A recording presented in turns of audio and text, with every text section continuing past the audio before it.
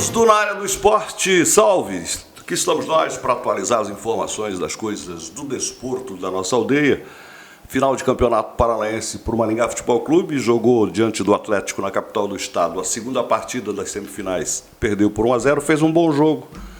Fez um bom jogo, não o suficiente para se dizer que o resultado foi injusto e que o Atlético não merecia a classificação, nada disso. O Atlético tem uma campanha impecável ao longo da competição, fez o dever fora de casa, que foi vencer o Maringá Futebol Clube no primeiro confronto da semifinal, no estádio Uri Davidson, por 2-0.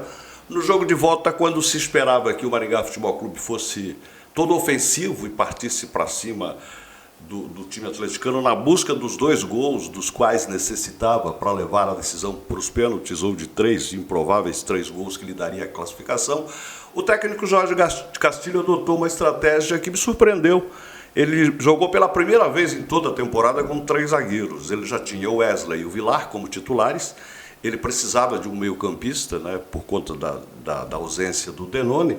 E o que ele fez? Ele botou o Max Miller, jogou com 3 zagueiros. E eu, no começo do jogo, trabalhei no jogo, vi a partida, achei ousada, achei interessante a atitude do Castilho, por conta de que ele precisava fazer gols e reforçou o time. Ocorre que, ao longo de toda a temporada, foi uma das melhores partidas que o Maringá Futebol Clube fez com este sistema de 3 zagueiros, porque usando 3 zagueiros, como ele usou diante do Atlético, ele botou ali uma barreira quase que intransponível, e o Atlético, com o bom time que tem, encontrou dificuldades para passar por esta sistemática de marcação, e a partir desta alteração no sistema defensivo, os homens de meio campo puderam trabalhar um pouco mais de liberdade para Bianchi, perdeu 2 gols incríveis, mas isso é do futebol, não é? Ninguém perde gol porque quer. Mas esses volantes trabalharam mais avançados, ele sacrificou o Serginho no meio campo, jogou com o Morelli e com o Bianchi como volantes um pouco mais avançados, e com o Iago também fazendo essa função. O time funcionou legal, bateu de frente com o Atlético Paranaense, fez um bom jogo cheio de dúvidas de arbitragem, um pênalti sobre o Morelli. Nem se pode afirmar que foi pênalti, claro, mas que merecia a intervenção do VAR. Afinal de contas, o recurso digital existe, o recurso eletrônico existe nesta semifinal do Campeonato Paranaense.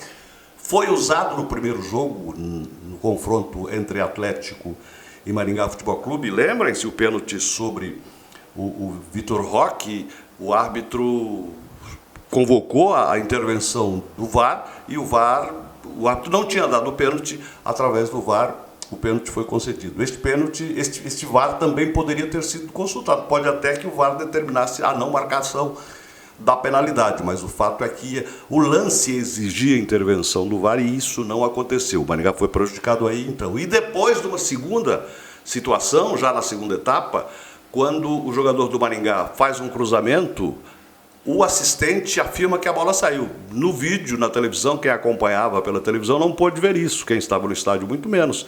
Chamasse-se o VAR para verificar isso, também não foi chamado.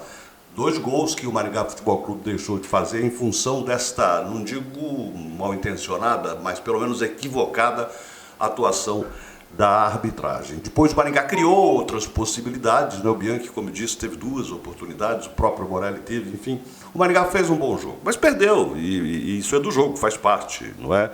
Você entra numa competição com 3 resultados possíveis, o que lhe interessava não aconteceu. O adversário foi lá, fez 1-0, num jogo muito equilibrado. Esse 1-0 que foi para o Atlético poderia ter sido para o Maringá Futebol Clube. É fato que o tricolor maringaense encerra a sua participação no Campeonato Paranaense de forma honrosa. Não é? É o 4º colocado, não há a necessidade de decidir o 3º lugar. O regulamento determina que a pontuação geral que determina a classificação final do campeonato, o Atlético, na pontuação geral, é o 1º colocado, mas pode perder esta condição porque vai decidir o título com o Cascavel. O Cascavel é o 5º colocado na pontuação geral, mas como finalista já assegura a condição de 2º colocado. A classificação fica então o Atlético Paranaense ou o Futebol Clube Cascavel em 1º lugar, em 3º o Operário de Ponta Grossa, e o Maringá Futebol Clube fecha na 4ª posição. É uma posição honrosa. Um campeonato difícil como é o Paranaense não é a mesma posição do ano passado, quando os maringaenses foram à final. Mas é uma posição, e sobretudo uma posição que garante classificação para a Copa do Brasil em 2024 direito de disputar a Série D do Campeonato Brasileiro se o time não subir nesse 2023 para a Série C. Enfim, é o que estava dentro do projeto do Maringá Futebol Clube. Há quem esteja insatisfeito com o desempenho do Maringá, dizendo que o time poderia ter um pouco mais de qualificação para chegar ao título. Ora, não é um sonho em alta. Na verdade, o básico, o objetivo foi atingido. Portanto, de parabéns toda a comissão técnica do Maringá Futebol Clube. Jorge Castilho, pelo segundo ano consecutivo como treinador, faz um trabalho louvável, não é, merecedor de aplausos. Afinal de contas, não é para qualquer um disputar 2 temporadas do futebol profissional, na elite do futebol profissional do estado, chegar como vice numa e chegar na 4ª colocação no outro. O Maringá está de parabéns e volta os seus olhos agora para a Copa do Brasil e para a Série D do Campeonato Brasileiro. Na Copa do Brasil, o adversário, em primeiro momento, a CBF divulgaria nesta segunda-feira, mudou a data, vai ser quarta-feira. Quarta-feira, portanto, vamos saber quem o Maringá Futebol Clube terá como adversário na terceira fase da Copa do Brasil. A possibilidade de 100% de encontrar um time da elite do futebol brasileiro, não é? Por conta de que o critério de sorteio determina que as equipes com menor pontuação no ranking da CBF fiquem no pote 2, onde está o Maringá Futebol Clube. E as equipes com pontuações maiores ficam no pote 1, e aí a do pote 1, as equipes do pote 1 se cruzarão com as do 2. O Maringá pode pegar Curitiba, pode pegar o próprio Atlético Paranaense, Flamengo, Palmeiras, Corinthians, Santos, Bahia, Fortaleza, enfim. Grandes clubes do futebol brasileiro, fica essa expectativa para a terceira fase, que é uma conquista inédita. Este mesmo elenco que conquistou esta posição de disputante da Copa do Brasil, passando pelas 2 fases anteriores, num primeiro momento diante do Sampaio Corrêa, depois abatendo o Marcílio Dias, e agora está classificado para a terceira fase.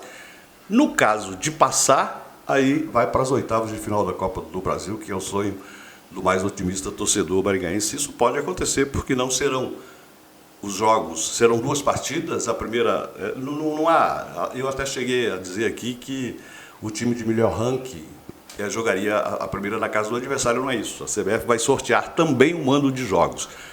Portanto, o Maringá Futebol Clube tanto pode jogar a primeira no estádio regional Willie Davis, como a segunda no campo do adversário. Fica aí a expectativa e oxalá que o time maringaense consiga esta histórica, o que seria uma histórica passagem para as 8avas de final, na mais rentável e democrática competição do futebol brasileiro.